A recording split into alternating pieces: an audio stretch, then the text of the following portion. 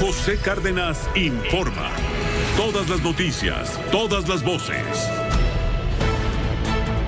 ¿Qué tal? ¿Cómo le va? Muy buenas tardes. Hoy es el lunes 7 de febrero. Le estoy saludando a nombre de todo el equipo que hace posible esta emisión informativa cotidiana de Grupo Fórmula. A nombre de Óscar Holguín. Muy buenas tardes, feliz inicio de semana laboral para ti y para quienes nos acompañan. Hoy queremos saludar al equipo de los rudos. En la información, Isaac Morán, Héctor García Vega y Francisco Rosales. En la producción, Charlie Pérez, a quien le mandamos un abrazo muy fuerte, y Juan Carlos Martínez, más rudo que nunca hoy, al frente de la producción. Claudia Medina, pendiente de la asistencia general, y queremos agradecerle como siempre a Uno TV por las facilidades para la producción de esta emisión informativa de Grupo Fórmula. Vámonos a la información primero, en pocas palabras. Claro que sí, vamos en pocas palabras a lo más importante, lo más relevante que ha ocurrido justamente hasta el momento. Estamos enfocando nuestra atención informativa a Michoacán, donde hoy se han vivido largos momentos de enorme tensión entre estudiantes de la Normal Rural Vasco de Quiroga y elementos de la Guardia Nacional en la comunidad de Calzoncin. Están protestando los normalistas con autobuses secuestrados. Vamos con Marcos Morales. Inmediatamente, Marcos, estamos contigo. Adelante, muy buena tarde. Hola, Pepe, muy buenas tardes. Un gusto el poder saludarles de nueva cuenta por tercer día en lo que va de este mes de febrero. Ocurrió un enfrentamiento entre personal de la CENTE y estudiantes normalistas en la población de Calzoncin. Esto en un nuevo intento de apoderarse de las vías férreas para instalar un bloqueo e impedir el paso del ferrocarril. En esta ocasión no fue en el acceso principal, tomaron una brecha que comunica hacia la población de la cofradía a espaldas precisamente de Calzoncin. En una primera instancia, los maestros y normalistas tumbaron un par de árboles sobre las vías y además colocaron rocas. Cuando se enteraron los policías y los guardias nacionales, se movilizaron a la zona, sin embargo ya eran esperados por los manifestantes, quienes lo recibieron a palazos y pedradas. También hubo detonaciones de nueva cuenta de cuetones, sin embargo, no hay reporte de oficiales lesionados. Posteriormente, luego de varios minutos de tensión, esta vía férrea fue liberada y los manifestantes se dispersaron. Sin embargo, también en la capital michoacana, estudiantes normalistas de la Escuela Normal Rural Vasco de Quiroga en Tiripetío se apoderaron de 3 vehículos, 3 camiones de pasajeros, los cuales ingresaron precisamente a sus instalaciones y hasta el momento se mantienen dentro de las mismas. Pepe, es la información desde Michoacán. Sí, tenemos noticia de que tiraron hasta un árbol, derribaron un árbol sobre las vías justamente, sobre la brecha también de terracería que conecta la comunidad de Calzoncin con la colonia La Cofradía, cantidad de agresiones contra los uniformados, utilizando todo tipo de artefactos explosivos, como tú lo acabas de mencionar. También tenemos noticia en este momento, Marcos Morales, tenemos noticia de pescadores en el municipio de Lázaro Cárdenas que realizaron un bloqueo al interior del recinto portuario como medida de presión para el cumplimiento de demandas por parte de autoridades estatales y federales. Iban en lanchas, unos 50 pescadores arribaron a la terminal de usos múltiples 3. Ahí interrumpieron con las maniobras de buques al interior del recinto. Es parte de la información que nos está llegando justamente del agitado estado de Michoacán a estas horas, Marcos. Así es, Pepe, esta manifestación intentó disolverse antes de que comenzara. Por una mesa de diálogo con el gobierno del estado no hubo resultados positivos. Debido a ello, pues se manifestaron estos 50 aproximadamente lancheros. Ya en este momento se ha retomado la negociación para cubrir sus necesidades, escucharlos y pues que esta situación no se repita en próximos días. Muchas gracias Marcos Morales a través de Raza Informa por esta colaboración, como siempre. Quedamos al pendiente, muy buena tarde. Claro, quedamos al pendiente, muy buena tarde y también le tengo que informar a usted que Zacatecas, pues ya lo sabe, no es novedad, pero hay que acotarlo, hay que informarlo todos los días. Zacatecas es un verdadero infierno. Hoy, en estos últimos días, en estas últimas horas, ha habido jornadas sumamente violentas. Simplemente el fin de semana se habla de 18 ejecutados. El presidente de la República en la mañana, hoy desde Palacio Nacional, dijo que son actos de provocación y de publicidad. Actos donde dejaron cuerpos, se descubrió un dron que estaba tomando.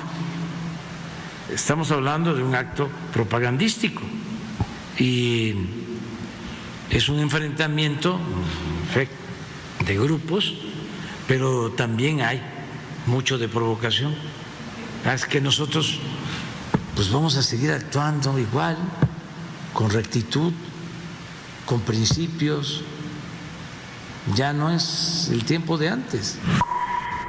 También el gobernador del estado de Zacatecas, David Monreal, dijo que el plan de apoyo federal ha contribuido a contener la escala de violencia. Pues, ¿qué otra cosa podía decir? No tiene otros argumentos. A través de un video dio a conocer todo esto. ¿Tiene sonido el video? Pregunto allá en la producción. Pónselo, por favor. Adelante. Desde que asumimos el gobierno, sabíamos a qué nos enfrentábamos. Recibimos el Estado en el peor clima de inseguridad de la historia y me comprometí con las zacatecanas y los zacatecanos a recuperar la paz y la tranquilidad. Y aunque se trata de un objetivo complejo y difícil, desde el primer día de mi administración hemos trabajado para lograrlo. Como parte de estos esfuerzos, en conjunto con el Ejecutivo Federal, diseñamos el Plan Zacatecas 2, el que ha dado resultado en la disminución del delito, pero también ha generado una escalada en la violencia, a causa de enfrentamiento entre grupos del crimen organizado, que lamentablemente han ocasionado pérdidas humanas como las que tuvieron lugar esta madrugada en los municipios de Fresnillo y Pánfilo Natera. De inmediato, di instrucciones para que se abrieran las carpetas de investigación correspondiente. No vamos a ceder, seguiremos actuando con responsabilidad y con mucha firmeza. Quiero decirles a todas y todos los zacatecanos que el presidente de la República está informado de estos hechos, así como el Gabinete de Seguridad que está integrado. Es lo que está explicando el gobernador del estado de Zacatecas, David Monreal, para explicar a la opinión pública lo que ha sucedido, pero los hechos ahí están. 19 cuerpos, 19 ejecuciones hubo en el estado de Zacatecas, en la parte norte, sobre todo del estado de Zacatecas. Donde también hay polémica es en el estado de Guerrero. Resulta que la alcaldesa de Acapulco, Avelina López, dice, refiriéndose a lo ocurrido el pasado viernes, cuando un grupo de estudiantes de la Normal Rural de Ayotzinapa atacaron a policías, estaban tomando la caseta, llegaron los elementos de la Guardia Nacional, policías también del estado, para tratar de impedir la toma de la caseta, para que estos jóvenes pues no cobraran el peaje, entre comillas, voluntario de 100 pesos a los conductores de vehículos. Bueno, pues se dio el enfrentamiento para tratar de evitar pues que se tomara la caseta. Bueno, pues la alcaldesa de Acapulco, Guerrero, de Ultramorena, dice que no se puede culpar a nadie por lanzar un tráiler en contra de la Guardia Nacional en las protestas de los normalistas del viernes, que los jóvenes de Ayotzinapa no son unos delincuentes. Es lo que dice la señora Avelina López, la presidenta municipal de Morena. Uno se pregunta, bueno, y caray, qué manera de encumbrar a gente impresentable por parte de Morena, como la señora Avelina López, ¿no? Pues no sabemos si está mareada por la calor, como ella dice, pero lo que sí está haciendo es escupir al suelo para justificar a los normalistas de Ayotzinapa, que de manera, no me diga, cobarde, lanzaron ese tráiler, el tráiler que secuestraron, un tráiler de una cadena de supermercados, y lo lanzaron como proyectil. ¿Para qué? Pues para tratar de matar a policías, a soldados de la Guardia Nacional en la autopista del Sol, en la caseta de Palo Blanco. Estamos hablando de la altura de Chilpancingo. Dice la alcaldesa, pues es que el tráiler no iba tripulado, entonces no se puede culpar a nadie. No, y entonces, ¿quién lo aventó? ¿Quién lo echó? ¿Ese no es culpable? ese tiene todo el derecho de levantar la voz y gritar por la causa de los 43 desaparecidos, independientemente de que se justifique o no se justifique el reclamo, la protesta permanente por lo ocurrido en aquella noche trágica de Iguala. Independientemente de eso, lo sucedido el viernes es un hecho verdaderamente peligroso que pudo haber acabado en una verdadera masacre si es que el tráiler le atina al grupo de elementos uniformados que se encontraban ahí. Se pudo convertir en una tragedia tiñendo de sangre esa discusión que yo no acabo de entender entre la 4T, que no encuentra finalmente los cuernos de este toro que no ha podido torear, y los deudos que muchos dicen han hecho de este tema terrible, han hecho, por supuesto, una propaganda tremenda por la desaparición de los 43.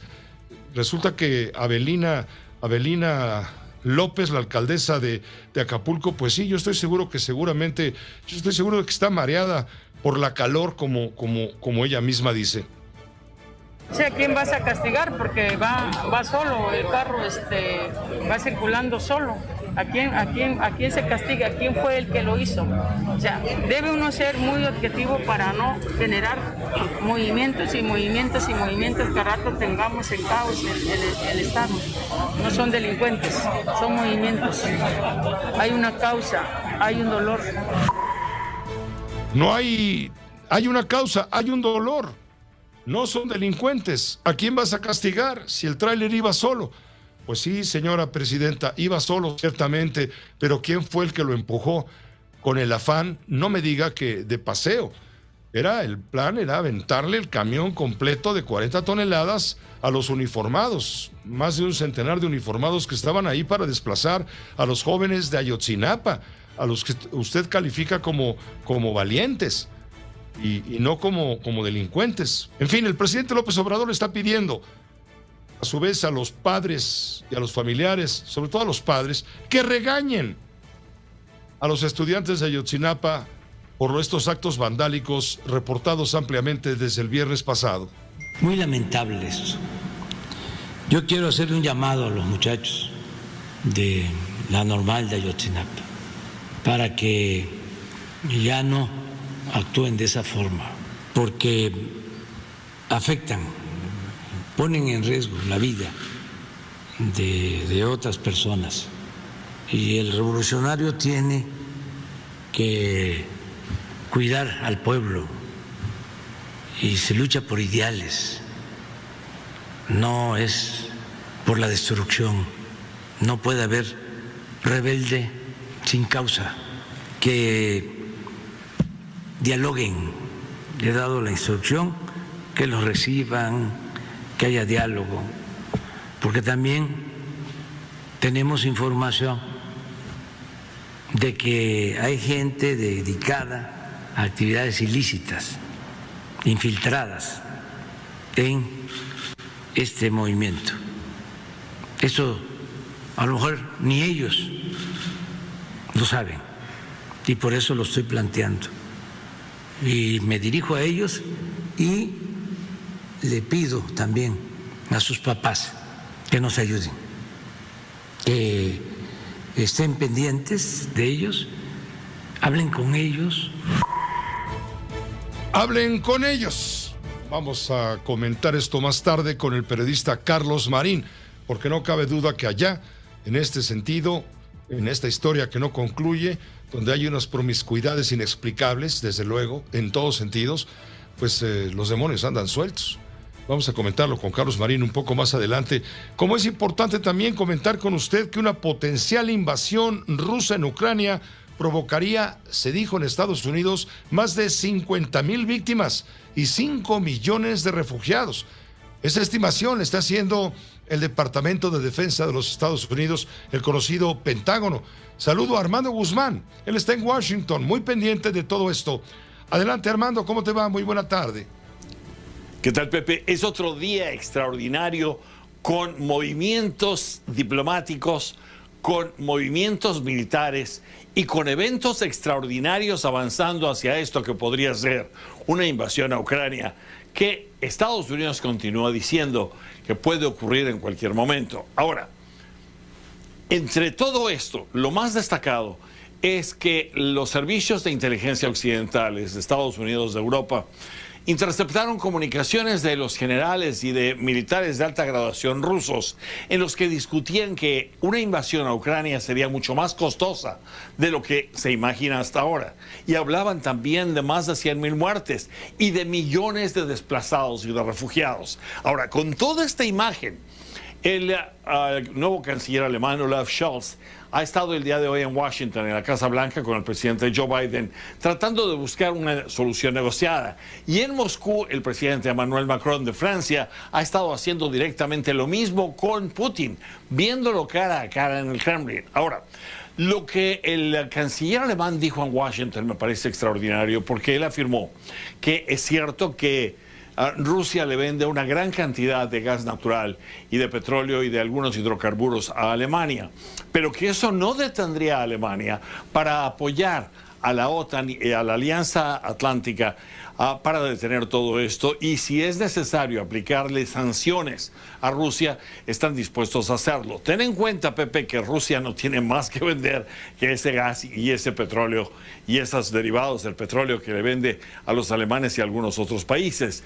El canciller alemán dijo en Washington que él podría reemplazar eso y que su economía va a reemplazar eso con energía renovable a largo plazo, pero que mientras tiene formas de reemplazar esto que le da a Rusia. Eso está ocurriendo al mismo tiempo que los militares estadounidenses están también haciendo un análisis de lo que está poniendo Vladimir Putin, no solamente en la frontera, sino también en Crimea y en Bielorrusia. Y hay algo que les llamó la atención, el hecho de que no solamente sean tanques y soldados, sino que ahora haya hospitales militares y centros de habilitación para sangre y para transfusiones de sangre. Eso te indica que Rusia está en realidad preparando una invasión y que está preparando un avance militar sobre Ucrania. Eso es lo que está ocurriendo a pesar de todos estos movimientos y estos intentos diplomáticos de parar esta locura. Pero ahí es donde estamos esta noche, Pepe. Ahí estamos y muy pendientes, Armando. Muchas gracias por este comentario desde Washington, ciertamente. Y sí, bien lo menciona Armando Guzmán, en Moscú se ha reunido el presidente de Francia, Emmanuel Macron, con el presidente de Rusia, Vladimir Putin. Están buscando, dijeron ambos, una solución a la crisis en Ucrania. El presidente francés afirmó el lunes a su par ruso que espera iniciar una desescalada de la crisis en Ucrania y tildó de crítica la situación actual en Europa, por lo que habló de ser extremadamente responsable. Estoy encantado de tener la oportunidad de profundizar en todos estos temas y empezar a construir una respuesta útil de forma colectiva para Rusia y para el resto de Europa. Una respuesta útil es aquella que evidentemente evita la guerra y construye elementos de confianza, estabilidad y visibilidad para todos. Alabando el diálogo realizado desde 2019 con Rusia, Macron consideró que era necesario porque es el único que permite construir una verdadera seguridad y estabilidad para el continente europeo. Putin, por su parte, aseguró que Moscú y París tienen preocupaciones comunes en cuanto a la seguridad en Europa. Así de caliente está todo esto en este momento en lo diplomático, pero también ante la amenaza militar por la presencia de fuerzas pesadas del gobierno de Vladimir Putin, acosando Crimea, Bielorrusia y desde luego Ucrania. En otro orden de ideas, Isabel II de Inglaterra cumplió 70 años de reinado y festejó esa fecha justamente de su llegada al trono con un jubileo, por supuesto, pero lo más importante y más allá de lo que haya sucedido puntualmente o lo que esté sucediendo en estos momentos, la reina, la nota la dio la reina cuando le dio su bendición a su hijo Carlos, el eterno aspirante a la corona británica, una vez que su madre deje de ser la reina, y por ende a su esposa Camila Parker, con la categoría o el rango de reina consorte. Ellos son los herederos de la corona, es lo que ha dejado claro la reina Isabel II en una carta que difundió la casa británica. Vuelco en la sucesión al trono de la monarquía británica. Por deseo expreso de la reina Isabel, Camila será reina consorte cuando su hijo Carlos acceda al trono. Y así lo ha expresado ella misma en este documento con motivo de su jubileo de platino, despejando las dudas sobre su sucesión. Una decisión histórica y con la que lanza una clara declaración de intenciones que ha hecho por agradecimiento a la lealtad y cariño del pueblo en estos 70 años de reinado. La presencia mediática del príncipe Guillermo con Catalina y sus hijos parecía indicar que el príncipe Carlos no sería rey y que habría un salto generacional, quizás motivado por el recuerdo que todavía se tiene del escandaloso divorcio y triste final con Diana, la aclamada princesa del pueblo. Eso supondría complicar aún más las cosas y la reina lo sabe. Además, esta es la prueba de la buena sintonía y el cariño que la reina de Inglaterra tiene a la duquesa de Cornualles, a la que conoce desde siempre y que tras años de amor en la sombra, por fin se casaba con Carlos en 2005. Si no le hubiera brindado este título, estaría relegada a un segundo plano de la realeza. De hecho, el día que anunciaron su compromiso, Buckingham confirmó que legalmente Camila también sería princesa de Gales, pero para honrar la memoria de Diana y evitar confusiones, recibió el título de duquesa de Cornualles con tratamiento de Alteza Real. Los festejos por sus 70 años en el trono llegan en uno de los peores momentos para la familia real británica, pero entre tanta mala noticia, Isabel II ha puesto la guinda en el pastel de su jubileo y ha brindado una sonrisa que Carlos y Camila han aceptado con gran emoción. También la reina de Inglaterra evidentemente es noticia. Esto es parte de lo importante como noticia, es también lo que está por sucederle o le puede llegar a suceder al embajador de México en Estados Unidos en México, Ken Salazar. En cualquier momento, bueno, se está destapando el frasco del combate, del ataque en contra de Ken Salazar por lo que dijo el jueves, luego de reunirse con el presidente de la Cámara de Diputados, Sergio Gutiérrez Luna, con líderes parlamentarios del PRI y de Morena. El embajador de Estados Unidos en México señaló que el presidente López Obrador tiene razón con la reforma eléctrica, pues son cambios en favor del pueblo. Y recordó que la ley eléctrica en México está vigente desde 2013, por lo que las reformas son pertinentes. Le recuerdo cómo lo dijo Ken Salazar.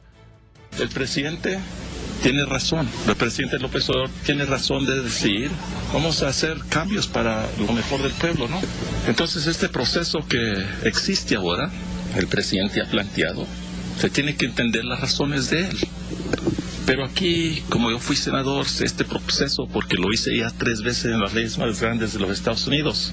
Ahora viene aquí, donde en los foros que están teniendo aquí en la Cámara, se va entendiendo hasta más. Se va al Senado, ahí se va entendiendo hasta más, ¿no? Pero en el final vamos a estar muy juntos, ¿no? Porque como los pueblos de veras son un pueblo, también la economía será una economía.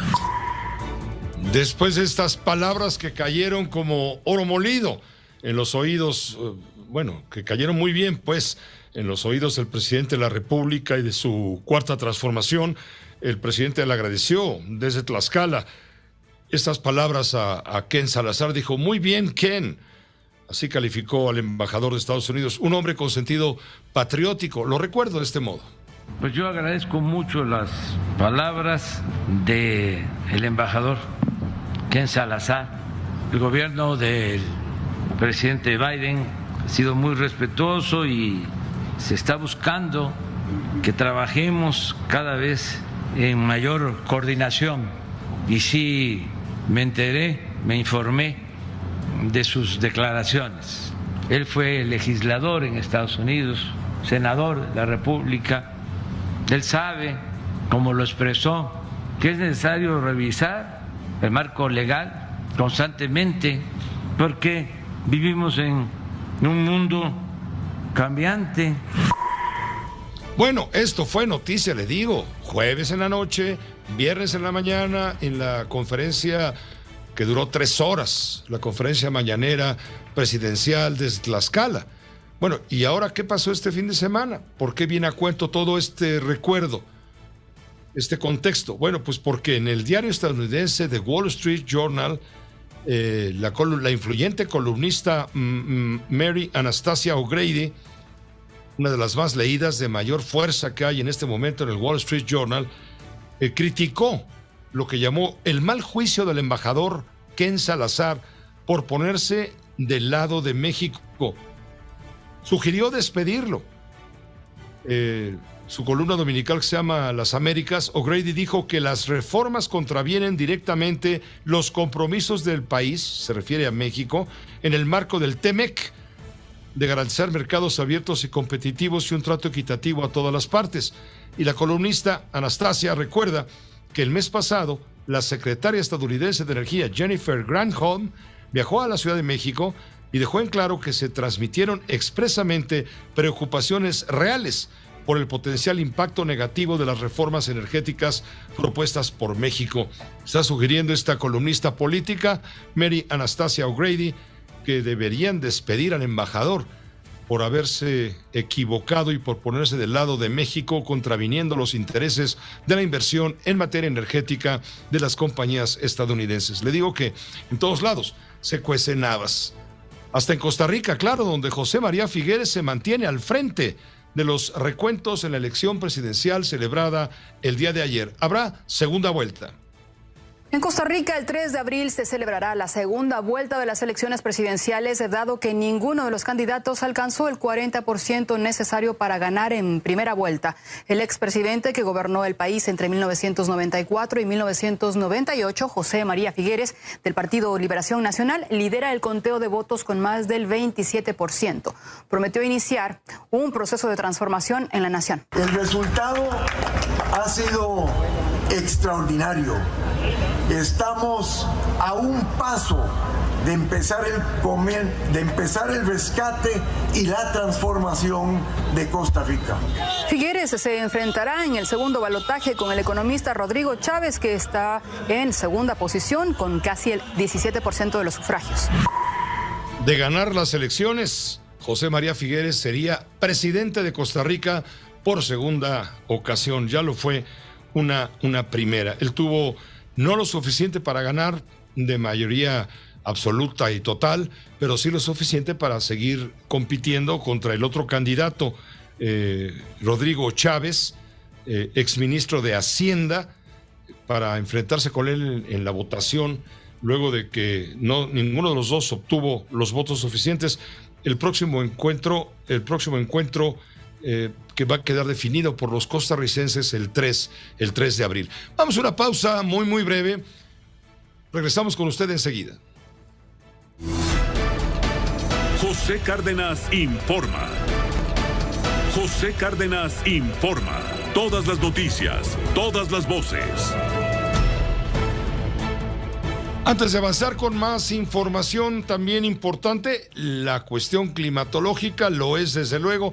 Permítame el contacto con el ingeniero Alberto Hernández Unzón, el meteorólogo de Grupo Fórmula, porque van a seguir las bajas temperaturas en lo que resta de esta noche y la madrugada de mañana y prácticamente toda la semana. Alberto, estamos contigo al aire. Adelante, ingeniero, ¿cómo estás? ¿Qué tal, Pepe? Muy buenas tardes. El fuerte impulso del jet polar directo hacia el norte y centro de México estará generando chubascos, lloviznas, neblinas y hasta nevadas en zonas altas de Nuevo León, Tamaulipas, San Luis Potosí, Chihuahua, Coahuila, así como en las próximas horas también en Zacatecas, Guanajuato, Querétaro, Tlaxcala, Puebla, Hidalgo y Veracruz. Se esperan chubascos fuertes en Chiapas y Tabasco por el Frente Frío número 28, muy fuertes vientos del norte en Tamaulipas, Veracruz y la zona de Tehuantepec. En la Ciudad de México, probabilidad de chubascos y tormentas en las próximas horas, y en Monterrey, descenso de temperatura, lloviznas, neblinas y hasta nevadas en zonas altas. Pepe, muy buenas tardes. Muchas gracias, Alberto Hernández Unzón. Como siempre, seguiremos tus predicciones. Mire, está dura la situación y también el aire. Fíjese, en una zona que se llama La Ventosa de la Venta, que se ubíquela en el mapa nacional, en el Istmo de Tehuantepec, la parte, digamos, de la cintura de la República Mexicana. Ahí soplan, cuando hay viento en grande. Bueno, pues en las últimas 24 horas, por los vientos a los que se refiere el ingeniero Hernández Unzón, volcaron un total de 9 tráileres.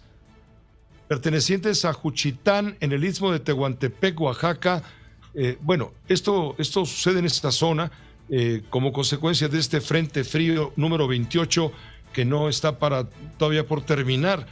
Estos ventarrones comenzaron a azotar la región desde la tarde del viernes. Alcanzaron rachas hasta de 205 kilómetros por hora y provocaron la volcadura, le digo, de los tractocamiones. 9 tractocamiones o tráileres entre las comunidades de La Venta y La Ventosa, en la zona de Juchitán, en el istmo de Tehuantepec, a consecuencia del fuerte viento. Ya tenemos el contacto en este momento con el periodista Carlos Marín. Los demonios andan sueltos, querido Carlos.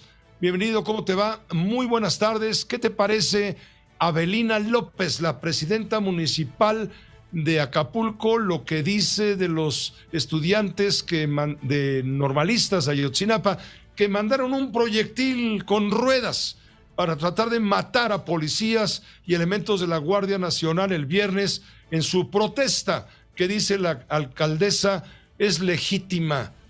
Ellos no son delincuentes, hay que dialogar con ellos. Además, el tráiler iba sin chofer, no podemos culpar a nadie. ¿Qué te parece, querido Carlos? Muy buena tarde, bienvenido. Buenas tardes, Pepe. Gracias por la invitación. Mira, yo creo que esta señora se está ganando que ojalá en un ejercicio de racionalidad partidista, pues Morena se deslinde de una alcaldesa cuya concepción de su responsabilidad dista mucho de una servidora pública no solo responsable, sino con un mínimo conocimiento de lo que son pues todos los asuntos que tienen que ver con la legalidad. Ella habla de una especie de tráiler fantasma, ¿verdad? Nadie lo conducía. Quiere decir que ignora que para eso está lo que se conoce como investigación criminal. Y tiene que haber ahí periciales, recabación de testimonios, quizás de huellas dactilares, videos, no sé, pero ese tráiler no fue impulsado por sí mismo, sino que alguien lo echó a andar sin tener, por cierto, el arrojo o el atrevimiento de conducirlo, siquiera para dar en el blanco ese intento de homicidio pues masivo contra policías y guardias nacionales. Pero también quizás esta señora que pues quién sabe en dónde diablos se formó, qué estudió, qué ha sabido, yo digo de la vida toda, porque me imagino que lo del tráiler también lo asocia con lo que llegó a llamar la calor como motivo o causa del crecimiento de la delincuencia en la entidad. Y además ella, dicho sea de paso, se está metiendo en asuntos que no sé si tengan que ver con ella directamente, pues mejor quedarse callada, porque no sé si calladita se vea más bonita, pero cuando menos que no cometa la estupidez de insinuar que el sistema ministerial mexicano, local, en el estado, federal, es incapaz de hacer una averiguación criminal para saber quién diablos utilizó el tráiler como proyectil para una matazón de agentes del orden. Hoy en tu columna cotidiana del periódico Milenio, tú explicas en el asalto a la razón, explicas este concepto que me gustaría que lo ampliaras un poco. Lo sucedido en la caseta de cobro de Palo Alto es consecuencia de la promiscua relación de la 4T, una promiscua relación que sostiene con los adeudos y representantes de los jóvenes asesinados por narcotraficantes hace más de 7 años.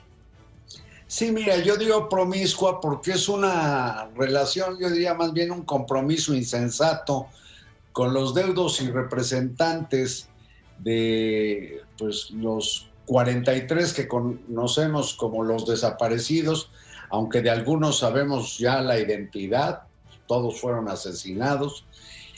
Y es una relación con ellos con el compromiso de dar con una versión diferente a la célebre verdad histórica que en sus puntos esenciales pues no ha sido rebatida. Entonces es un compromiso con los deudos y representantes, es un compromiso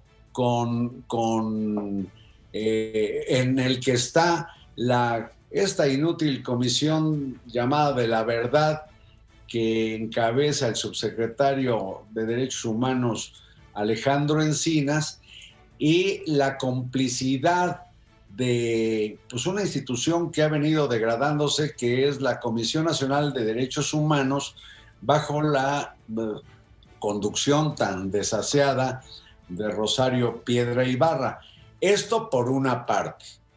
Pero por la otra, la 4T hizo suyas las demandas de la Panchera y Rijosa, Coordinadora Nacional de Trabajadores de la Educación, en contra de la reforma educativa del peñanietismo. Entonces, hizo a gusto de la CENTE la contrarreforma.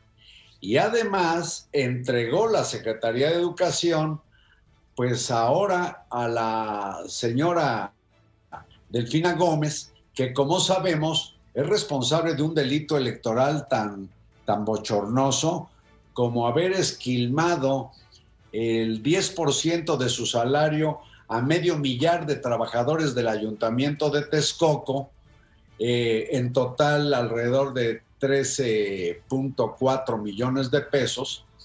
Fue seguida la ruta de ese dinero mal habido por algo más de 4 millones, y la sanción no le tocó a ella. La señora, la secretaria de Educación, sigue impune.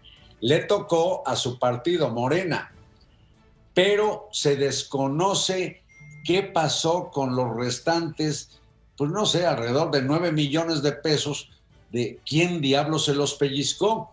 Entonces, con esta doble, sociedad, por un lado, con los deudos y representantes de los 43 de Ayotzinapa, la creación de la Comisión de la Verdad y la complicidad de la destartalada CNDH.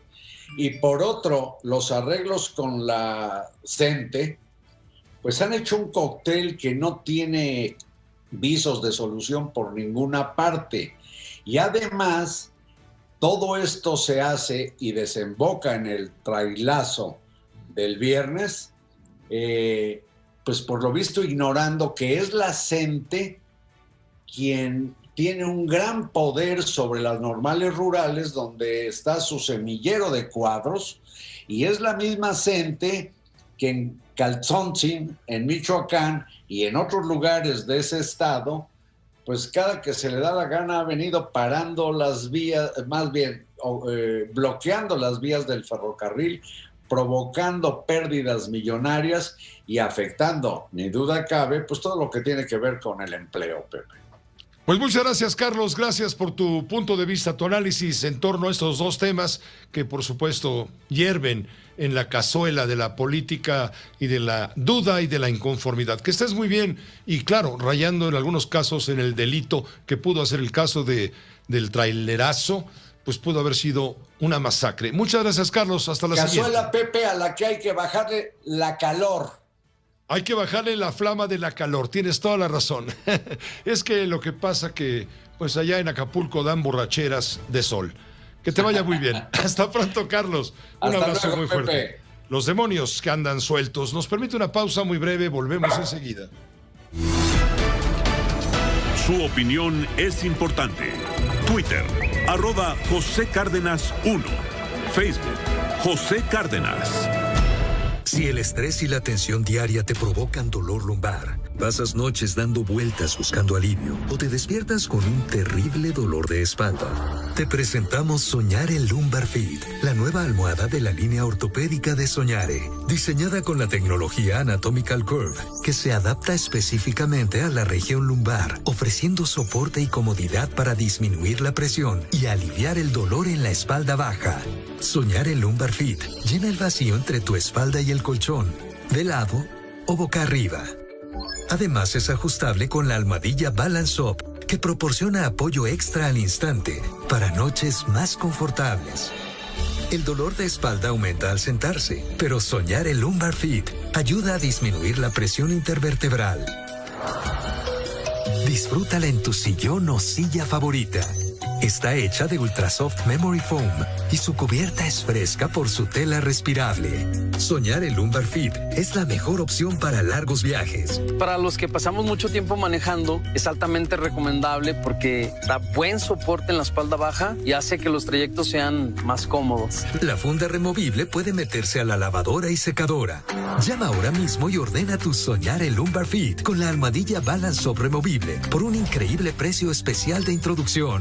Además, sé de las primeras 100 personas en llamar y recibe otra almohada Soñare Lumbar Fit completamente gratis. Te llevas 2 al precio de una. Pero eso no es todo. Solo por esta oferta especial llama en los próximos 15 minutos y también recibirás una Soñare Orthopedic completamente gratis. Soñare Lumbar Fit y Soñare Orthopedic son la pareja perfecta para noches de sueño sin molestias y con mayor comodidad. Soñare Lumbar Fit cuenta con nuestra garantía de 100 noches de prueba. Esta oferta es exclusiva para la televisión y estará disponible solo por tiempo limitado. ¡Llama ya! Dato curioso. Las águilas pueden detectar ratones a más de 1 kilómetro de distancia mientras vuelan. Yo que usted no me perdía. Mi vida es alegría. La serie del galanazo Dr. Simi. Búsquela en redes sociales. Solo escriba: mi vida es alegría. En los tiempos de la radio, lunes a viernes, 7 horas, en Grupo Fórmula. Lo mejor de Joaquín López Dóriga. Cobró mucho más visibilidad lo del viernes pasado por el enfrentamiento y por el nivel al que llegó el enfrentamiento, cuando las personas que participaban en esto secuestran un tráiler y lo lanzan. ¿En contra de qué? Mire, de lo que le atinaran, ¿eh? Afortunadamente el daño no fue mayor. Lunes a viernes, 13:30 horas, en Grupo Fórmula. Clasificación A. Programa apto para todo tipo de audiencia.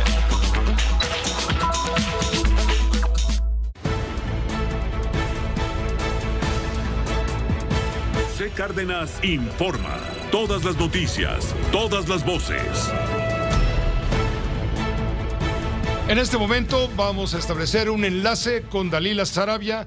Ella es periodista, colaboradora del portal Animal Político, sin duda uno de los portales más recurridos, más importante en el ámbito del periodismo a través del ciberespacio.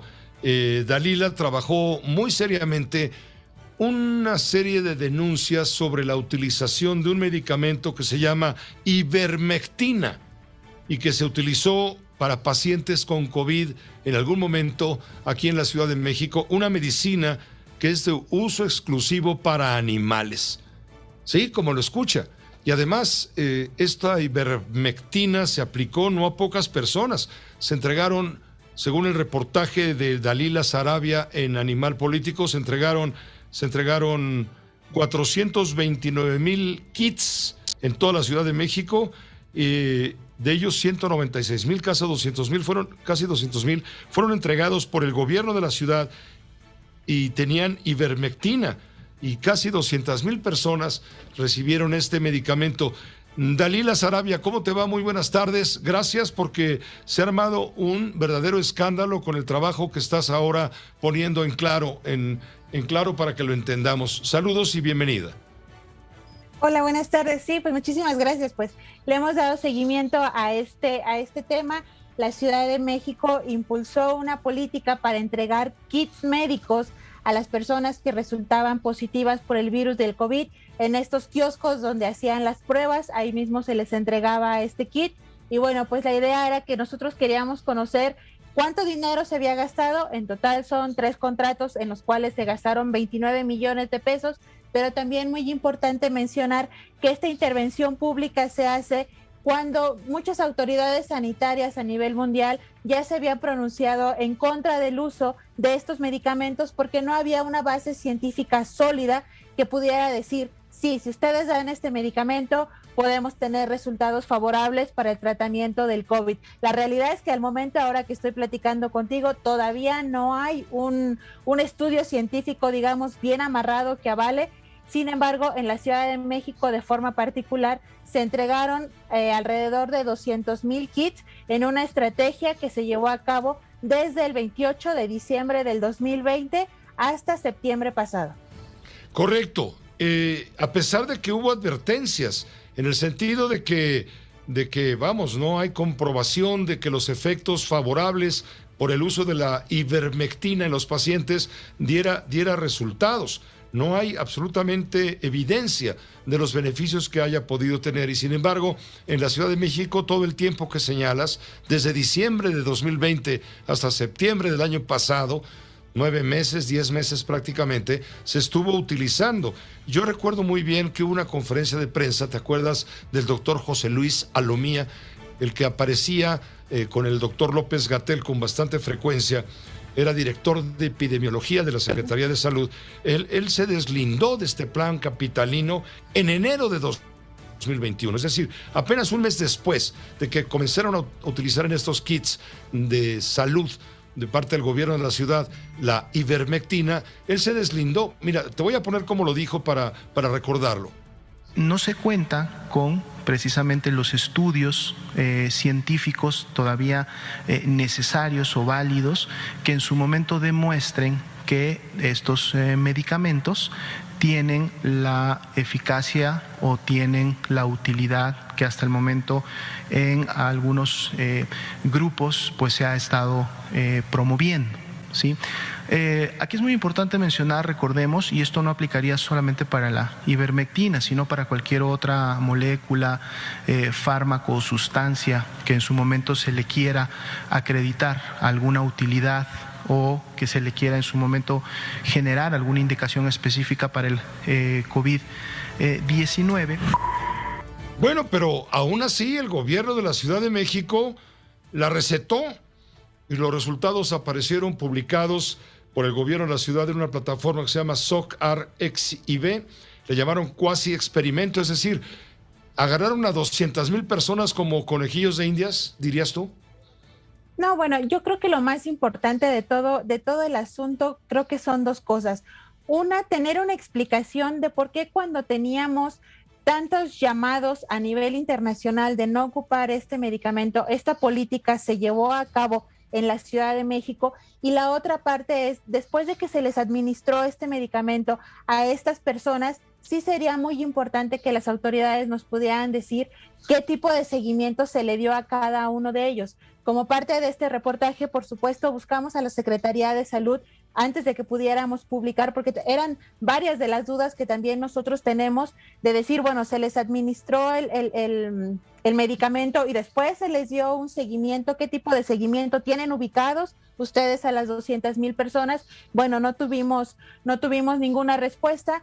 Después la Agencia Digital de la Ciudad de México hace este análisis, ellos lo llaman un análisis cuasi experimental, en donde muestran resultados que habían encontrado en la primera parte de la intervención, que fue en diciembre y febrero, marzo, es cuando ellos dan estos resultados, los suben a una plataforma que, como vimos, bueno, la semana pasada, después de pues todo lo que ha generado esta situación, pues fue retirado de este sitio. Pues sí, ahora, según esto, según los estudios, la Agencia Digital de Innovación a la que te has referido, a través de este señor Merino, se asegura que la ivermectina redujo las hospitalizaciones por COVID hasta en un 76%. Recordamos que en la época en que se empezó a utilizar, el gran miedo que tenía el gobierno de la Ciudad de México era la saturación de los hospitales. y con base en la saturación de hospitales es que se nos decía es o no más grave en este momento el tema del contagio.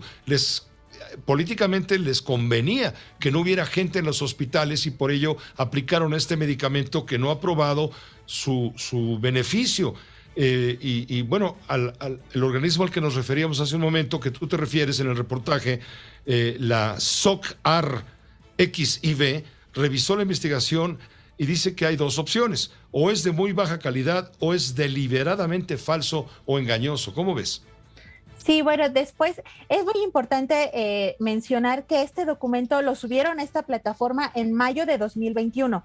Ahí quedó alojado, justamente se sube cuando dan estos resultados que tú ya has comentado, pero es importante mencionar que en diciembre pasado no se había informado, pero en diciembre pasado el fundador y director de esta plataforma escribió, digamos, una carta que puso ahí en el home de su sitio diciendo que pues el paper, el análisis era de muy mala calidad, que eran unos resultados engañosos y que no tenían una política para retirar papers malos o estudios malos. Sin embargo, bueno, ahora hemos visto, hace un par de días se reunió el consejo directivo de esta plataforma, lo votaron y se decidió retirar completamente este artículo. Ellos mencionan 4 principales situaciones, una de ellas que no se declaró el conflicto de interés porque ellos son funcionarios públicos del gobierno de la Ciudad de México, otra que no había manera de poder alojar ese tipo de documentos en un sitio que va más orientado hacia las ciencias sociales y que era una política a la cual ellos definieron como falta de ética, por lo que comentabas hace un momento de que se trata de un medicamento que hasta la fecha no ha sido aprobado para su tratamiento del COVID-19 y no se le hizo saber esto a las personas a quienes se les administró. Pues es un tema importante, un tema, digamos, que provoca un enorme bochorno, porque según tú has investigado y lo revelas en la página de Sin embargo, en tu reportaje, en tu trabajo periodístico. No, Animal Político. Perdóname, en Animal Político, discúlpame, en Animal Político, tienes toda la razón. Pones ahí que la ivermectina pertenece a una clase de medicamentos llamados antihelmínticos, que se utilizan en pequeñas dosis para enfermedades de gusanos en humanos. Sí, para parásitos, de acuerdo a la Organización Mundial de la Salud, sí en algunas dosis está permitida para uso humano, particularmente para tratar parásitos, algunas situaciones de la piel, la sarna. Pues Dalila, te agradezco mucho haber compartido este trabajo del portal Animal Político con este espacio de Grupo Fórmula. Nos llamó la atención porque lo primero que vimos, lo estábamos analizando, pues es que nos usaron como conejillos, bueno, algunos a 200,000, los usaron como conejillos de indias, por no decir pendejillos de indias. Sí me escuchaste, ¿no? Pues estamos ahí al pendiente. Sí, yo te agradezco mucho el tiempo y pues estamos aquí a la orden para lo que se necesite. Muchísimas gracias, que estés muy bien, hasta pronto. Dalila Sarabia, periodista de Animal Político. Yo estoy confundiendo los portales, me disculpo con Dalila, con la gente del portal de uno y de otro, por supuesto. Ahora, fíjese, ante todo esto, que es noticia, se comenta, en fin, hoy la secretaria de Salud del Gobierno de la Ciudad de México, Oliva López Arellano, dijo que uso de ivermectina contra COVID-19 en la Ciudad de México fue estrategia de salud pública integral. Fue entrevistada esta tarde aquí por Mario Ávila en el espacio de Joaquín López Dóriga en Fórmula, y la secretaria de Salud de la Ciudad de México, Oliva López Arellano, defendió el uso de la ivermectina en el momento en que se utilizó y quedó de manifiesto. En esos momentos no había vacuna ni medicamentos específicos, pero sí había evidencia mundial de la utilidad potencial de la ivermectina. Y entonces se tomó la decisión en un grupo interinstitucional de expertos donde se maximizó el beneficio potencial sobre un riesgo prácticamente nulo. Estamos hablando de un medicamento muy seguro que a dosis correctas, a dosis prescritas por médico, que fue como se hizo, Es muy seguro, no tiene prácticamente efectos secundarios y además ha sido utilizado para tratar diversas parasitosis y muchas enfermedades con éxito. Sí, para matar gusanos, bichos y parásitos, para eso se usó, y para evitar hospitalizaciones también es un hecho. También dijo Oliva López Arellano que había poca información en el momento que se tomó la decisión sanitaria sobre el tratamiento de COVID-19 y había mucho interés en buscar la utilidad de medicamentos para combatirlo, además de que las vacunas aún no estaban disponibles. Estamos hablando de 2020. Por ello dijo, el gobierno de la ciudad diseñó una estrategia integral de atención a COVID-19 que incluyó la entrega de este kit con medicamentos, entre ellos la ivermectina. Una cosa que queremos que quede muy clara es que no se trató de un experimento ni de un ensayo clínico. La Secretaría de Salud jamás experimentaría con la población y en el momento en que nosotros incluimos este medicamento, varios países, como usted señalaba, India, España, Brasil, Bolivia, Perú y 17 ciudades en el mundo y algunas entidades federativas en México ya lo utilizaban desde meses previos.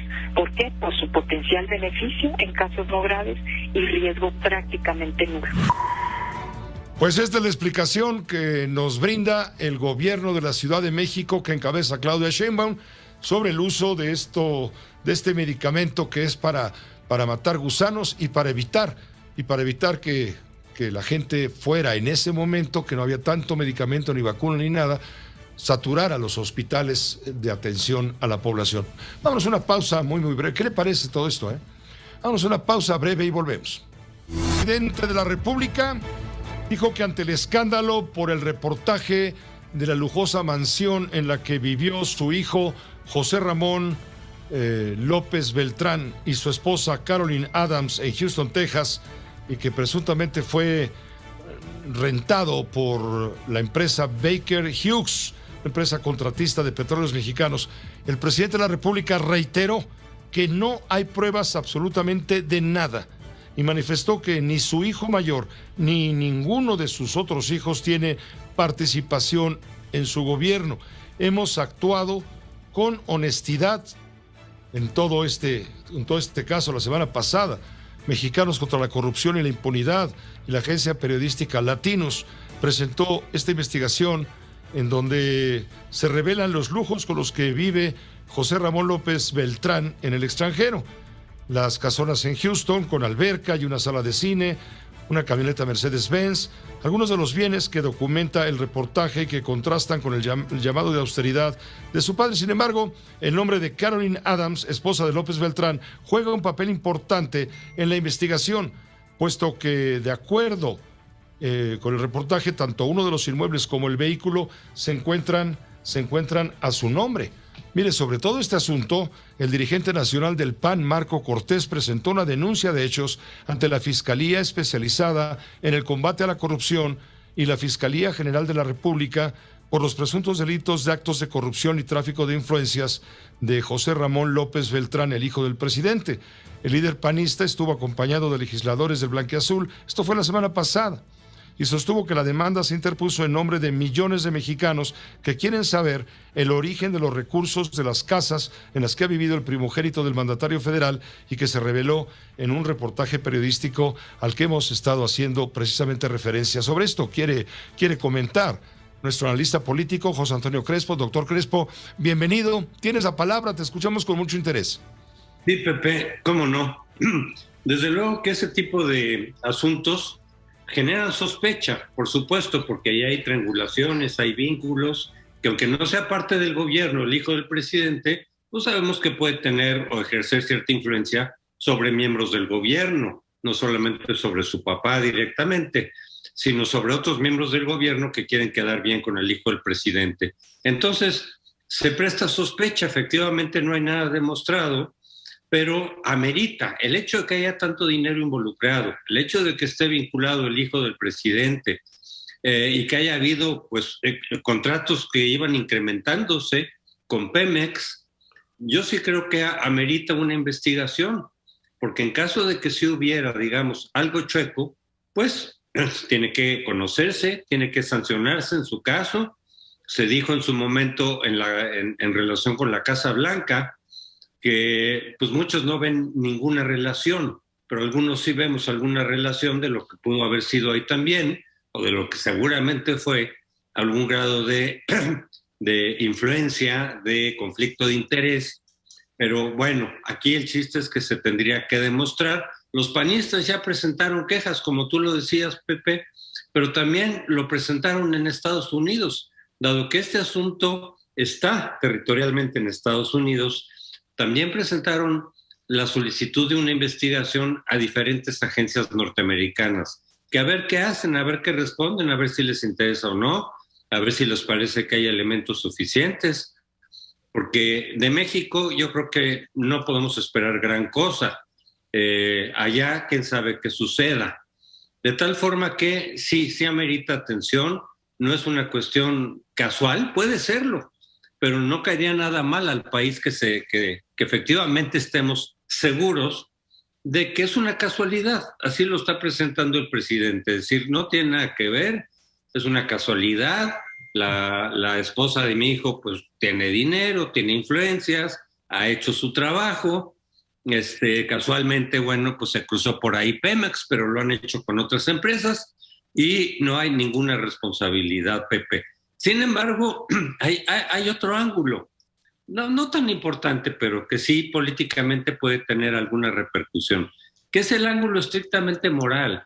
Recordemos que López Obrador insiste una y otra vez desde el principio de su gobierno que no se trata solamente de robar, que no se trata solamente de hacer dinero por vías ilegales, sino que una vez que tienes tú una cantidad apreciable de dinero, muestres señales de humildad, muestras señales de austeridad, que puede ser ofensivo para el resto del pueblo, que es un pueblo más bien pobre o que tiene escaseces, y él ha insistido mucho en el aspecto ético y el aspecto de honestidad, de que la gente, aunque tenga dinero y aunque el dinero sea bien habido, pues que no esté haciendo ostentación de grandes casas, de viajes, en fin, autos de lujo, relojes carísimos. Es un aspecto estrictamente ético, pero que él le ha dado mucha importancia, de tal forma que independientemente de que no hubiera nada ilegal en este asunto, pues le pega a ese discurso. Cada vez que López Obrador hable, digamos, de la necesidad de que los mexicanos seamos sencillos, a pesar del dinero que podamos tener, pues va a quedar ese hueco ahí de decir, oye, pues ni tu familia te hace caso. Es decir, tus hijos viajan para todos lados por el mundo, en restaurantes de lujo, a lo mejor con dinero bien habido, esto tampoco lo sabemos a ciencia cierta, pero eso de que ser, digamos, frugal, de que ser sencillo es un equivalente de integridad moral, bueno, pues ese es su punto de vista, pero resulta que alrededor de él, en su gobierno y en su propia familia, como que no le hacen mucho caso, Pepe. Ahora, el presidente ya lo tomó por el lado de que esto tiene como origen tirarle lodo encima, son los ataques de sus adversarios, porque no pueden derrotarlo de otra manera. El presidente muy hábilmente le dio la vuelta. Sí, es el recurso que siempre ha utilizado desde que inició su gobierno. Lo primero es descalificar a quien acusa, descalificar a quien da una noticia que le puede perjudicar, es decir, lo que normalmente se dice matar al mensajero. Entonces, la primera respuesta de él y de muchos de sus seguidores es descalificar la autoridad del crítico, más que entrarle al tema, más que demostrar que son falsedades, que no hay argumentación en la crítica que se está haciendo. Lo primero es decir, es que ustedes son conservadores, es que me quieren tirar el gobierno, es que ya no pueden robar, y hay veces, muchísimas veces, que se queda en eso. Podría aceptarse que dijera, es que ustedes son conservadores, pero luego demostrar que la acusación es falsa. A veces lo hace, a veces tiene elementos con que decir, no, miren, lo que me estás diciendo no es correcto por esto y esto y esto. Pero muchísimas otras veces se queda solo en la descalificación de tipo ideológico, o el decir, son mis adversarios que están haciendo una conjura porque, pues, por otro lado no pueden. pero aquí estaría involucrando a norteamericanos una vez más. Aquí no sería solamente entre empresarios, entre medios de comunicación mexicanos, sino que estaría involucrando en la conjura pues, a empresas muy importantes de Estados Unidos. En lugar de simplemente decir, señores, esto es casualidad, aquí no hay nada que perseguir, la señora, esposa de mi hijo, y ya. Pero además le agrega el recurso de la conjura, y en este caso conjura internacional. Pues muchas gracias, José Antonio, gracias por este vistazo de esto que sigue siendo, por supuesto, noticia, en la medida en que no haya como respuesta, sino el fundamento de tirarle lodo al presidente, de atacar al presidente, pero no dar una respuesta satisfactoria en una investigación seria sobre lo que hay atrás para despejar cualquier sospecha. Mira que somos suspicaces. Que te vaya muy bien, José Antonio Crespo. Buenas noches. Igualmente, Pepe. Hasta luego. Hasta luego, gracias. Por cierto, ayer el presidente de la República se fue a caminar a los terrenos del Colegio Militar, allá por el sur de la Ciudad de México, en Tlalpan. Grabó este video el presidente de la República, que se difundió a través de las redes sociales, y allí expresó su orgullo por trabajar por los más necesitados en un tiempo que calificó estelar en la historia de México. Se le ve caminando por senderos del Colegio Militar, le digo, y expresó su convicción de que para seguir luchando y para vivir con dignidad, él no se va a caer. Dice, puedo caer, pero me voy a levantar. Le pongo parte de lo que dijo el presidente en su mensaje. Tenemos problemas del corazón, hacer cardio, es decir, caminar, pero no solo en lo plano, sino subir y bajar montañas, que es lo que estoy haciendo aquí en el Colegio Militar de Tlalpan, de la Ciudad de México. Me puedo caer, pero me voy a levantar. Y hay que seguir caminando para cumplir con la misión que uno tiene, encomendada por el pueblo de México. Me siento muy orgulloso de representar al pueblo de México y de estar viviendo un tiempo interesante, un momento estelar en nuestra historia. El poder transformar a México, acabar con la corrupción y ayudar a los más necesitados, a los desposeídos, a los olvidados, a los pobres y marginados de México. Un abrazo. Fue lo que dijo el presidente de la República ayer domingo temprano en la mañana, que se echó su buena caminada por recomendación de los médicos, haciendo, por supuesto, un esfuerzo que le va a beneficiar, pues qué bueno, desde el punto de vista médico a su corazón, porque él ha tenido padecimientos del corazón, eso no es ningún secreto de Estado. Vámonos a una pausa muy breve, volvemos. José Cárdenas informa. Todas las noticias, todas las voces. Bueno, pues como oficialmente no nos revelan la investigación o el contenido, en fin, lo que hay detrás del tema de las casas del hijo de Andrés Manuel López Obrador, en donde ha vivido o ha rentado o como sea, no nos aclaran, nosotros tenemos que hacer nuestro trabajo. Los periodistas serios lo tienen que hacer, por supuesto, con base en lo que se tiene o a lo que se tiene acceso, como es el caso de la periodista Penilei Ramírez, quien escribe, por cierto, una columna en el periódico Reforma que se llama Linotipia. Este sábado estábamos leyendo con mucho interés lo que publicó, algo que se tituló Los otros millones de Baker Hughes, que es la empresa petrolera que aparece como propietaria de la primera casa que rentó José Ramón López Beltrán en Houston junto con su esposa Caroline. ¿Por qué todo esto? Porque hay vinculaciones, sin duda hay vinculaciones. Le agradezco a Penilei Ramírez, como siempre, la oportunidad de poder saludarla y escuchar y difundir también en este medio su valioso trabajo. Penilei, un saludo muy cordial, muy buenas noches. Muy buenas noches, Pepe. Saludos para ti, saludos a toda la audiencia.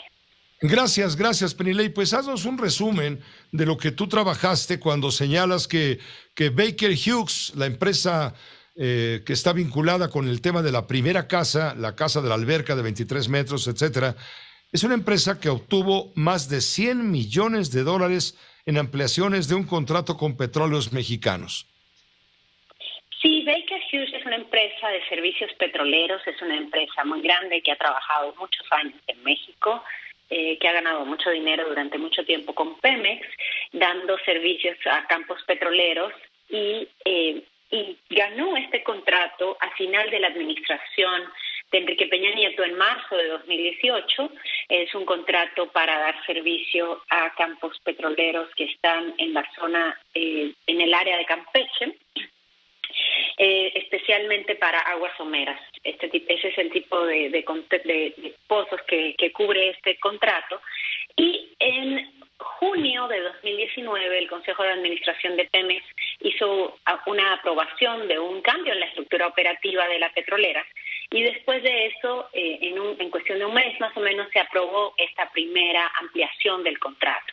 Para que la audiencia sepa un poco, los contratos se pueden firmar por una cantidad y después, si se justifica que hay que pasar más tiempo o hay que hacer más trabajos o que es más complicado de lo que se pensaba y se demuestra eso, se pueden ampliar. Esto es algo que ocurre con frecuencia por la complejidad de los trabajos que hace Pemex.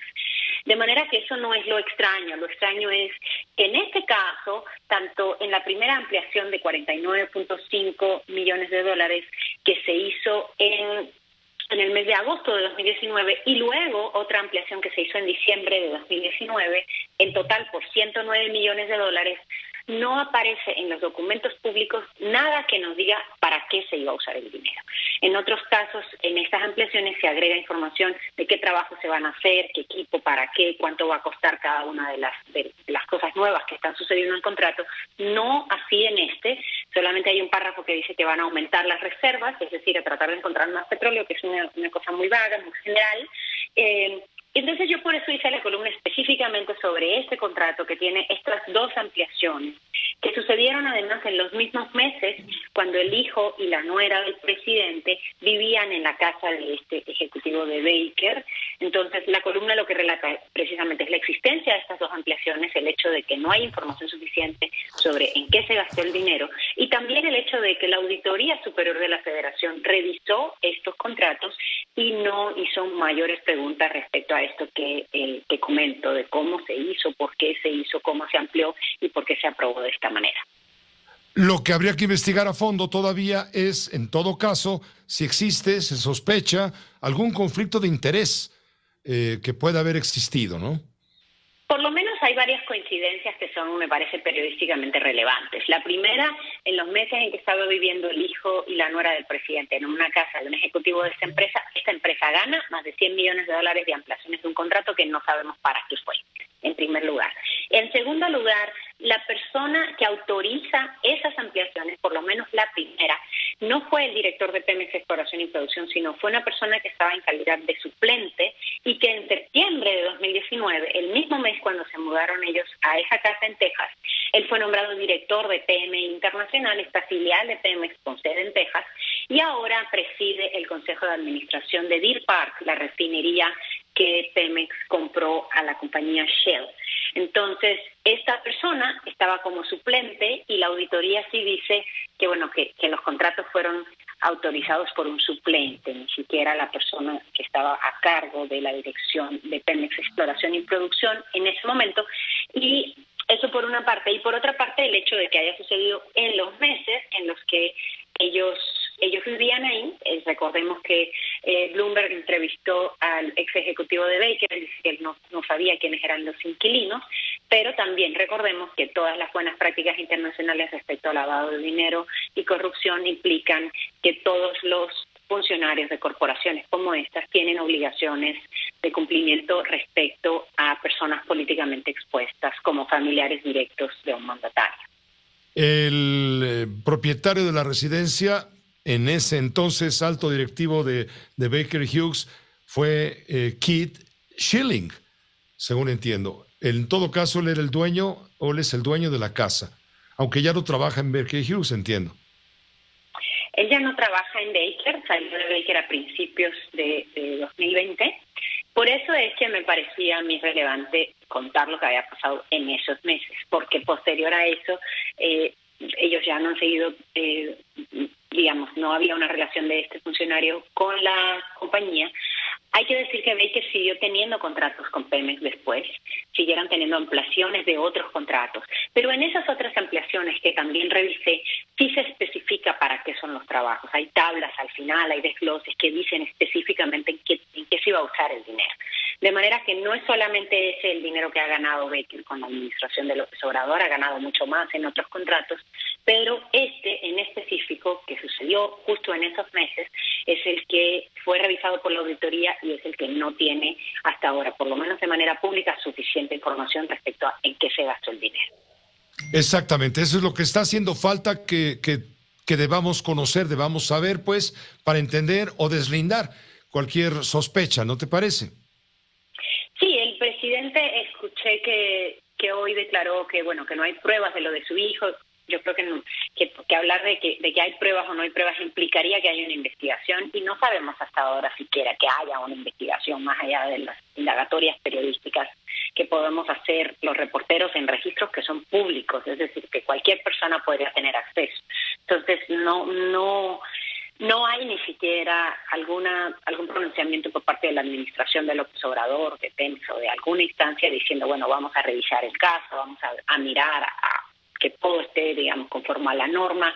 Entonces, por tanto, pues no me parece que los periodistas estemos en posición de hacer una investigación como la harían una institución que investigara formalmente, digamos, desde la auditoría, desde la Secretaría de la Función Pública o incluso desde el órgano interno de control de Pemex, ya que para todas esas investigaciones tienen acceso a datos que no tenemos acceso a los periodistas. Pero bueno, desde el punto de vista de los reporteros, lo que podemos hacer son consultar fuentes públicas, que es lo que hemos hecho, y plantear cuáles son las cosas que nos parece que están, digamos, fuera de lo usual y que merecen tener mayores respuestas.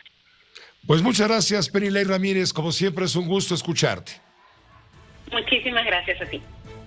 Adiós, gracias. Penilei Ramírez, periodista. Ella colabora con varios medios, entre otros, ella es periodista de la cadena Univisión, que ya ahora va a ser Televisa Univisión. Por cierto, trabajando a fondo este reportaje, ella es reportera de investigación, escribe en Reforma su columna Linotipia. Nos vamos a una pausa muy breve, volvemos. Debo informar a usted que 2 mujeres habitantes del municipio de Cotaxtla, en el estado de Veracruz, perdieron la vida, quedaron bajo un montón de escombros, luego de que un enorme tráiler, otra vez un tráiler, perdió el control, se fue contra la casa habitación y dejó sepultadas, les quitó la vida a 2 personas. Carlos Navarrete, de Fórmula Veracruz, te escuchamos. Hola, ¿qué tal, Pepe? ¿Qué tal? Te saludo con gusto. Efectivamente, las víctimas, madre e hija, fueron identificadas como Ricarda y Antonia. Sus restos, como bien lo comentas, quedaron debajo de las llantas y en medio de lo que quedó de la casa, el escombro. Los hechos ocurrieron esta mañana en la localidad de El Moralito. Las víctimas descansaban cuando el tráiler se impactó contra su domicilio. El chofer de la unidad fue detenido y en su primera declaración con la policía aseguró que había sido víctima de un intento de asalto cuando hombres armados lo interceptaron sobre la carretera federal La Tinaja-Moralito. El trailero aceleró, esa fue su versión, y al llegar a este punto, al municipio de Cotaxtla, debido a la velocidad en la que viajaba, y es que él aseguró que le dispararon estos delincuentes, perdió el control el trailero y se impactó con la vivienda. Las mujeres descansaban y lamentablemente perdieron la vida, quedaron los cuerpos debajo de los escombros y bueno, ya las autoridades se encargarán de llevar a cabo las investigaciones correspondientes, Pepe. Muchas gracias Carlos por esta información, una tragedia para esa familia, desde luego. Que te vaya muy bien. Gracias, buenas noches, Pepe, igualmente. Buenas noches, Carlos Navarrete de Fórmula Veracruz. Estamos también en contacto con Stephanie Almaraz. Otro hecho terrible ocurrió en Quintana Roo cuando volcó un autobús y dejó como saldo 8 muertos y 26 lesionados. Stephanie, adelante, buenas noches. ¿Qué tal, Pepe? Muy buenas noches. Te confirmo que son 8 víctimas las que perdieron la vida en el accidente de este camión de pasajeros en la carretera Mérida-Cancún hace unos momentos. La Fiscalía General del Estado comentó que ya se identificaron el total de las personas que habrían muerto, de las cuales 3 serían de origen extranjero, 2 franceses y 1 alemán, además de que la suma ya incrementó, son 28 lesionados y 12 de ellos se mantienen hospitalizados. Te comento también que los conductores de los camiones involucrados ya están a disposición del fiscal del Ministerio Público. Se está también esperando ya el dictamen pericial para determinar cuál sería la causa del accidente y bueno, así poder fincar la responsabilidad de los homicidios, aunque hasta el momento pues se ha determinado que sería el camión el que habría chocado al autobús y bueno, esto hizo que volcara y ocasionara esta tragedia que hasta el momento pues ha cobrado la vida de estas 8 víctimas. Este es el reporte hasta el momento, Pepe. Completo, Stephanie Almaraz, gracias y buenas noches. Hasta luego. Gracias, hasta luego. Fue desmantelado el campamento migrante del Chaparral allá en Tijuana, Baja California. Rocío Galván, tú tienes los datos. Muy buenas tardes para ti. Son las 6:35 de la tarde en Tijuana. Adelante. 5:35, Pepe. 5:35, tienes razón, sí. Sí, te saludo con gusto, Pepe. Bueno, sí, te informo que la madrugada del domingo, alrededor de 358 migrantes que todavía se encontraban en el campamento del Chaparral, conocido como campamento del Chaparral, fueron desalojados a 13 días de que se cumpliera un año de que se llegaron las primeras personas a instalarse en esta parte de Tijuana. Había hombres, mujeres, niños, y fueron trasladados a 5 albergues habilitados especialmente para ellos, por lo que la zona que está ubicada en la Colonia Federal permanecerá nuevamente transitable para vehículos y peatones. Esta es la parte por donde es el acceso al TED West, TP, que es este acceso peatonal que es moderno para ingresar a Estados Unidos. Se dijo que este operativo era principalmente por la salud y la seguridad de las más de 300 personas que habitaban el campamento, y las autoridades decidieron realizar este operativo sorpresa que no tuvo ningún problema, no hubo nadie que no quisiera ser trasladado, o sea, se llevó a cabo en buenos términos, y la alcaldesa de Tijuana, Montserrat Caballero, dijo que debe tomar decisiones firmes y que además que pues ella no busca acabar con los sueños de los migrantes, pero que tendría que brindarles herramientas necesarias para que cumplan esos sueños, y también dijo que espera el apoyo de los tijuanenses porque la reubicación era una petición ciudadana. Eso es, había en total 86 núcleos familiares, de los cuales 59 estaban conformados por mamá y papá, 27 por madres solteras, había 8 bebés, 33 hombres solos, 2 mujeres en estado de gestación y 2 personas con discapacidad en el censo que entregó el ayuntamiento respecto a las personas que fueron trasladadas a 5 albergues. Es la información que tenemos respecto a este tema, Pepe. Tenemos imágenes de cómo un trascabo, no sé cómo llamarle este equipo mecánico, a toda velocidad llega y arrasa con todas las pertenencias de los que fueron desalojados. El otro asunto pendiente, Rocío, si te parece, el asesinato del hijo del periodista Víctor Islas allá en Baja California. Se hablaba de otro periodista más, pero después se aclara que no funcionaba como tal. ¿Tú tienes la información completa?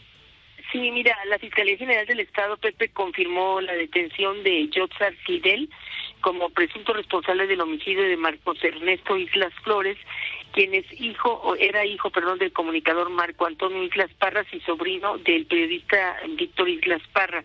Él fue asesinado en los primeros minutos del 6 de febrero frente a los edificios ubicados en la avenida Lomas Verdes, en donde tenía su casa, de hecho el papá publicó en redes sociales que acababan de matar a su hijo frente a su casa. Él no llevaba a cabo, tal y como lo dices tú, ninguna tarea relacionada con labores informativas, ni era representante de algún medio o pertenecía al gremio periodístico. La persona detenida, Yotzar Fidel, es uno de los 2 sicarios que le quitaron la vida, tiene 25 años, es originario de Tlaxcala, y va a ser vinculado a proceso y sentenciado por la comisión de este ilícito, aunque la Fiscalía ha aclarado que siguen las investigaciones respecto a este asesinato, Pepe. Es lo que tenemos. Muchas gracias, Rocío. Quedamos al pendiente. Buenas noches. Buenas tardes para ti. Hasta luego, Pepe. Un abrazo. Un abrazo, gracias. 5:38 de la tarde allá en Tijuana, 7:39. Justo en este momento acabo de cambiar el reloj. Tiempo del centro de México. Ya anda por ahí Rafael Cardona. Después de un corte estará con usted y su cristalazo. Tenemos la comunicación en este momento con el periodista Rafael Cardona. Vamos con su cristalazo. Ha habido mucha información que tiene que ver con gobiernos municipales en Zacatecas, en Michoacán, en Guerrero, no se diga, temas que tienen que ver con la violencia. ¿Con qué te quedas, Rafael? ¿Cómo te va? Muy buenas noches, bienvenido. Muy buenas noches, Pepe, mucho gusto en saludarte. Mira, Pepe, yo me quedo con una sensación de insuficiencia en cuanto a explicaciones lógicas de lo que está ocurriendo. Cuando los periodistas hacemos algo, de inmediato se ha inventado una fórmula para descalificar lo que decimos o lo que hacemos, y se habla de la infodemia. Pues yo creo que los políticos nos han contestado con algo que yo llamaría la verbodemia. Porque, mira, Pepe, en estos asuntos, por ejemplo, tan graves que han venido ocurriendo en Zacatecas, hay una declaración del señor David Monreal que a mí me parece francamente insultante, porque es un insulto a la inteligencia de cualquiera. Porque después de que ha habido casi 7,000 elementos de la Guardia Nacional y del Ejército desplegados en Zacatecas, donde se siguen regando los cadáveres por las calles, porque ahora ya seguramente se dieron cuenta los asesinos que resulta más barato tirarlos en la banqueta que colgarlos de los puentes, por lo menos se ahorran los mecates. Y la gran explicación, la gran declaración que nada aporta y que nada explica, es que se trata de grupos de delincuentes que se están peleando entre ellos. ¿Y eso qué significa? Desde mi punto de vista, la vida de los seres humanos no tiene un valor diferente de acuerdo con su ocupación, sea legal o sea ilegal. Un ser humano es un ser humano. Y no sabemos si los que están muertos eran delincuentes, a lo mejor eran simplemente víctimas, o los confundieron, o cualquier otra circunstancia, pero no se puede restar importancia a la vida humana, pues como si se tratara de que, bueno, es que se estaban peleando entre ellos. Eso me recuerda muchísimo las explicaciones que daba el expresidente Felipe Calderón. Después hay otra declaración en esta verbodemia que nos envuelve a todos, que es, bueno, esta ya no es insultante de la inteligencia. Esta demuestra que la inteligencia en este país está muy mal repartida. Y esta joya se le debe a la señora alcaldesa de Acapulco, no recuerdo su nombre, nada más se me quedó su apellido, se apellida López, y esta señora López dice pues que no hay a quien culpar porque un tráiler se fue a estrellar contra una caseta después de que los miembros de la Guardia Nacional tuvieron que salir corriendo porque si no los habría atropellado a ellos. Y entonces dice, ¿cómo vamos a fincar responsabilidades contra un tráiler que venía solo?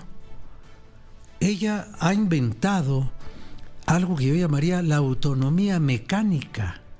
Y ese tráiler no llegó solo al punto de donde lo soltaron aprovechando una pendiente y quizás amarrando el volante para que no se girara en su trayectoria o poniendo un peso sobre el acelerador.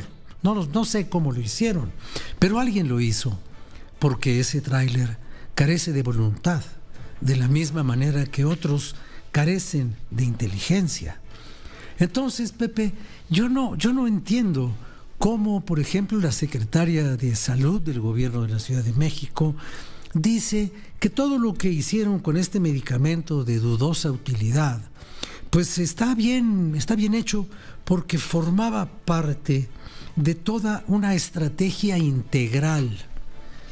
Y ya, decir estrategia integral quiere decir ¿qué?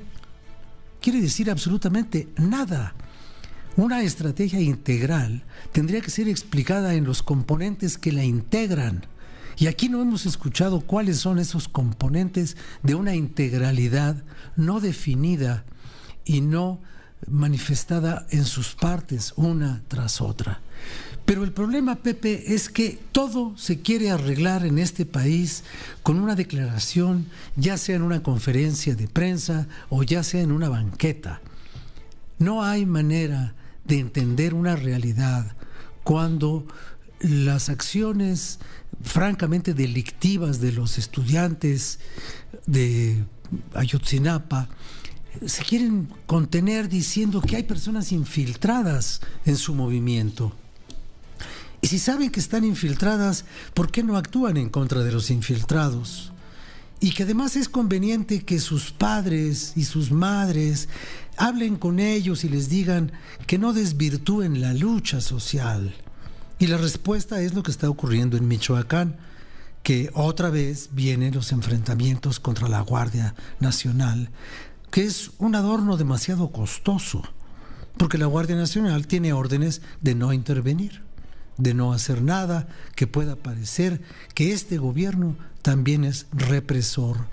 Entonces, este gobierno no reprime, este gobierno no comprime, este gobierno no molesta a nadie, y llega el momento en el que uno piensa que en algunos lugares de este país el gobierno pues tampoco gobierna.